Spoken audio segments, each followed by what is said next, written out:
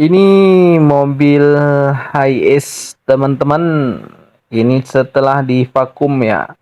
Ini mobil Hiace olinya kelebihan ya. Karena saat dibuang oli, pergantian oli, olinya tidak divakum. Banyak ketinggalan oli di dalam. Jadi ini saat diganti oli selanjutnya harus divakum terlebih dahulu ya, disedot olinya. Dan di sini langsung pengisian oli baru.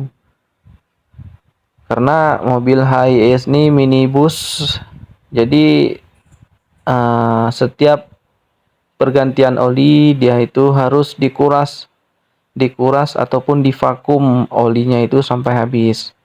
Jadi kalau nggak divakum olinya, dia di dalamnya masih tersisa oli-oli yang lama.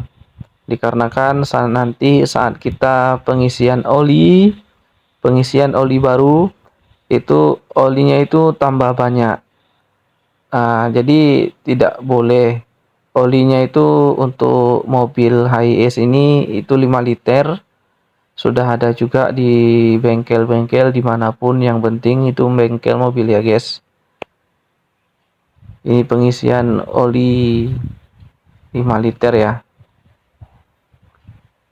Karena pergantian oli yang kemarin itu oli banyak yang tinggal di dalam mesin. Jadi pas dikuras olinya bukan dibuang dari bawah, tapi dikuras dari atas ya. Olinya itu sudah agak kental banget. Sudah kekentalan. Jadi pas di vakum aja itu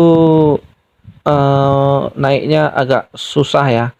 Agak sulit karena tersumbat dengan olinya yang sudah hampir membeku, sudah kental. Jadi tadi mekaniknya langsung ngambil untuk vakum, dikuras olinya sampai habis pakai vakum, setelah itu pengisian yang baru. Terima kasih.